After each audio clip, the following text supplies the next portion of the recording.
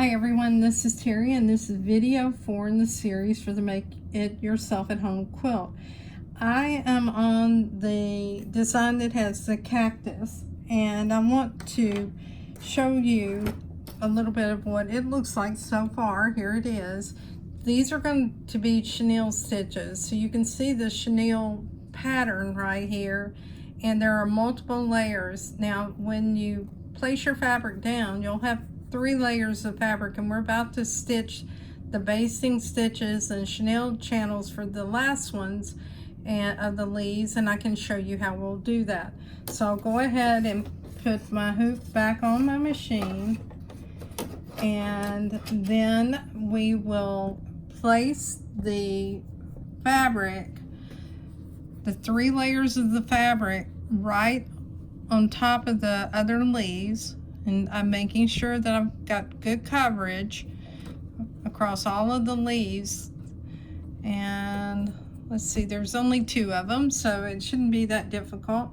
And we'll put the presser foot down and we'll stitch. It's going to stitch a basting stitch first, and you leave that basting stitch in when you're trimming around your leaves. Now this is going to be like any applique where it will stitch down the basting stitch, and you'll need to trim around that applique, but at the same time it's also stitching those chenille channels. Let me show you on the screen what it looks like, and you can see that there are these little lines or channels that are going to be in the leaf. Now we'll take scissors and we'll trim going through the center of each of those chenille channels, but we'll have to also trim up this fabric, and I'll show you what that process is like.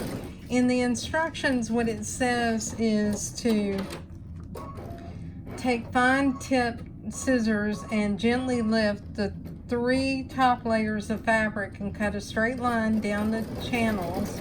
Be careful not to cut through the original applique piece that is underneath, and I'll show you that when we take this out of the hoop. And then we'll take the edges and we'll take a nail file and create chenille. Now I don't have a nail file in my sewing room, but I'll rough it up so that you can see what it looks like. We'll give it a moment. It's just about finished with this design. It has 7,801 stitches and it's on 7764, and I'll move you over so you can see under the needle. So all of this design stitches out fairly quickly. It's traditional applique until you get to the chenille portion. Now I forgot to put my tearaway stabilizer under this, and I will tell you that it makes a difference if you have that tearaway, because there is a little bit of puckering. Not so bad that I don't want to use this one in the quilt, because I think it looks nice, and besides I don't have enough fabric. Now what you're going to have to do is, you don't want to remove the basting stitches. What I did is I went a layer at a time, and I'll make sure, let me move the camera down so you can see. I went a layer at a time and I trimmed. It may be a little more tedious this way, but it's the way I did it. And I didn't really worry about whether I had irregular edges or not, and whether it was absolutely close as I could get to the basting stitches. And the reason for that, because this is going to be chenille, I do want it to have a little bit of puff to it, so I've trimmed that away. Now we'll go ahead and continue with the rest of this layer, and hopefully you're seeing what I'm doing.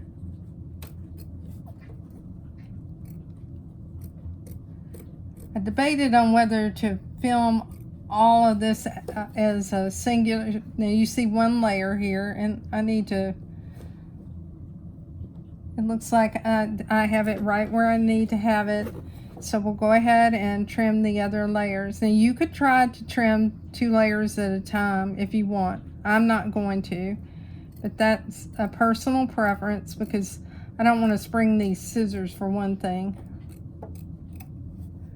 and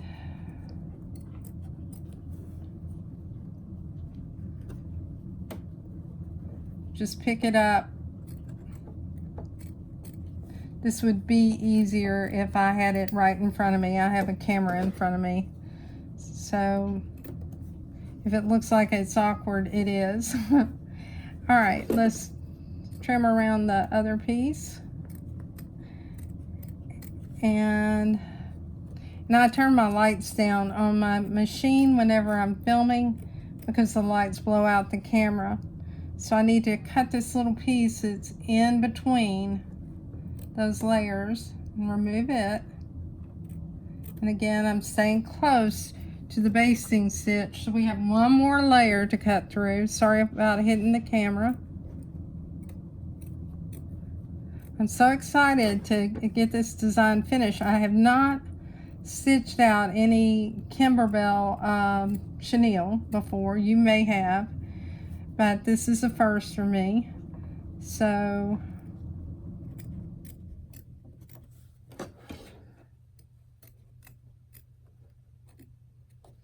and you want to be careful you don't cut the bottom layer, which was your original stitch down, and you'll be able to see it in a moment when I remove this from the top.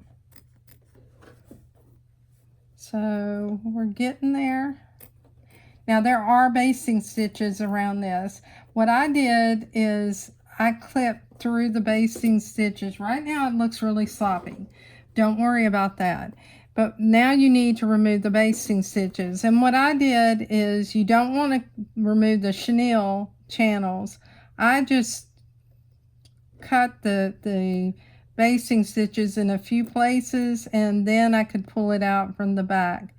So you can work on this however you want to. This is the way I'll do it while I'm on camera with you. So, and we'll get through a few more of them. And like I said, once you cut through a few of these, you can go to the back and pull the basting thread if you can see it. It is tough to see the basting thread. At this point, I could take this out of the hoop, but I think it'd be easier to cut the chenille channels with it in the hoop. So I'm trying to, or cut in the center of the chenille channels. Let me restate that. And at this time, you could also trim up some things if you need to. So let's see, I have a few more basting stitches to remove. And right now it might look like a hot mess, but it's going to be cute in a moment. Now what you can do is you can go to the back and try to pull up some of those basting stitches. And if you find one of the threads or the loop, you can pull it up. Let's see, we're on the center one. Let me see if I can find one for you. And of course I can't when I'm on camera. Let's see if I find, I think I see one right here. So I can get underneath one of the bobbin thread for the basting stitch and pull it out. And I don't believe I need to remove all of it, because I don't think that it's going to prevent me from doing the chenille on it. So there we go. So see, I have it now, and I'll just pull that and trim it off. Okay, now that I've done that, let's talk about how we chenille it. The channels are somewhat hard to see on the camera. Like there's one right here, you can see the dark green thread, and one here and one there. Now it says to cut through all of the layers. Let me read it again. It said gently lift the top 3 layers and cut a straight line down the chenille channels. So I am going to do that right now, and I need to make sure it's a straight line.